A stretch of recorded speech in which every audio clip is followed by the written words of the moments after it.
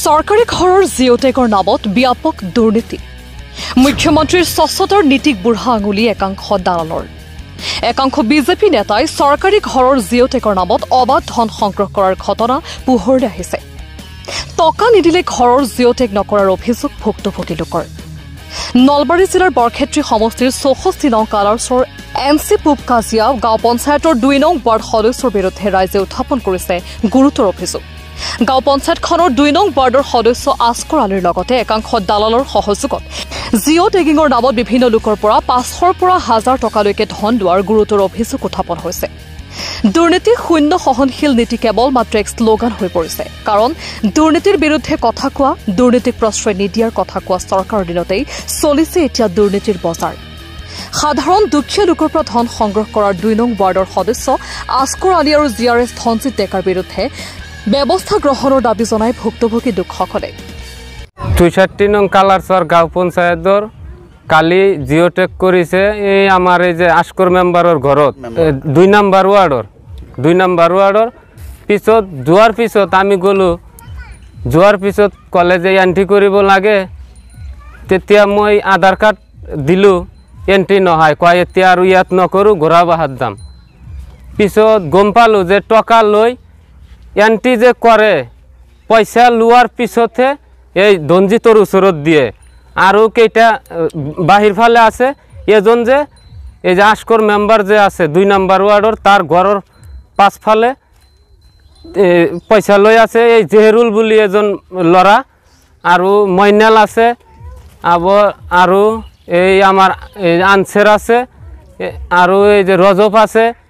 এইবিলাকে পইচাখিনি লৈ আছে মেইন হল জেহৰুলে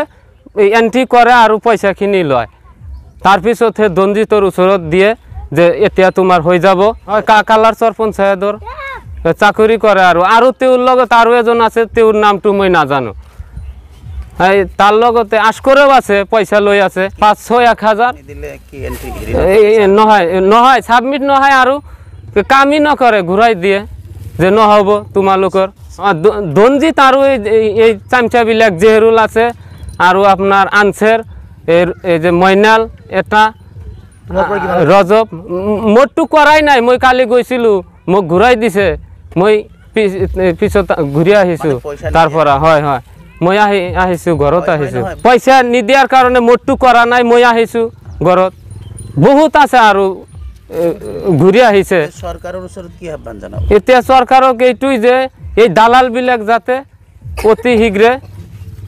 এৰ ব্যৱস্থাটো লয় হেতুই কামনা কৰো ধনজিৎ যেটো আমাৰ কালাৰছৰ পঞ্চায়তৰ যেটো জিঅ'টেকিঙৰ কাম কৰি থাকে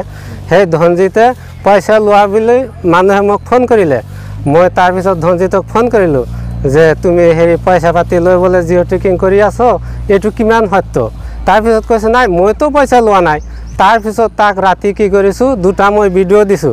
যে চোৱা চাই লোৱা তুমি 1500 টকা জুনে দিছে তাৰ হে জিঅ'টেকিংটো কৰিছো বাকিখিনি কৰা নাই কিন্তু আমাৰ চৰাঞ্চলৰ যিমান দুখীয়া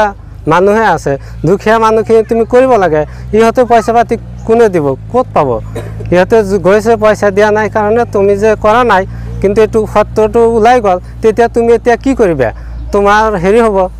আমি নিউজটো বজাই দিম সৰকাৰ যদি পয়সা লবলৈ দিছে তেতিয়া লবা আৰু যদি লবলৈ দিয়া নাই তেতে ইয়াৰ উচিত যেটো ব্যৱস্থা হেতু সৰকাৰে কৰিব সৰকাৰেৰ ওচৰত যেটো আমাৰ আহ্বান এইটো 64 নং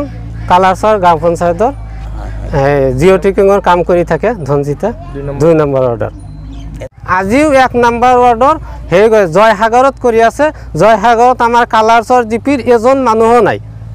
তাতে তাৰ মানে যেনেকুৱা মানুহে ঘৰত দৰজা দি কৰি থকা লেখিয়াই হৈ গৈছে কিন্তু আমি এইটো আহ্বান জনাম যে আমাৰ কালাৰছৰ পঞ্চায়তৰ জিঅ'টেকিঙৰ কামখিনি যাতে আমাৰ স্থানীয় জায়গাত হয় নহলে লাৰকুচি আমাৰ পঞ্চায়ত আছে পঞ্চায়ত অফিচত হ'ব লাগে নহলে কালাৰছৰত মানুহ গৈছে তাতে কৰিব লাগে এইটো আমাৰ আহ্বান আমাৰ যদি এজন দুখীয়া মানুহৰ ঘৰটো যদি নেথাকে তেতিয়া ধনজিতৰ ওচৰত আমি তাৰ মানে আইনী ব্যৱস্থা লম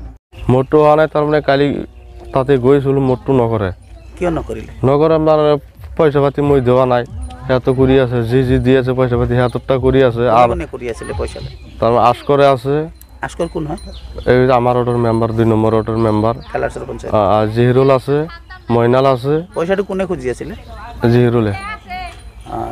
পঞ্চায়তত চাকৰি কৰা কোনোবা আছিল তাত চাকৰি কৰা মানুহ আছে তাতে আমি চিনি নাপাওঁ না এইবিলাক মানে পইচা নিদিয়াৰ কাৰণে আপোনাৰটো হোৱা নাই আৰু জেহিৰুল আপোনাৰ নাম কি নছুমুদ্দিন কোন পঞ্চায়তত ঘৰ কালাৰচৰ ৱাৰ্ড নম্বৰ কিমান আপোনালোকৰ 2 নম্বৰ ৱাৰ্ড মেম্বাৰ কোন আস্কৰ মানে পইচা নোহোৱাকৈ আপোনাৰ জিঅ'টেকৰ চাৰ্ভে কৰা নাই news desk report Suhana live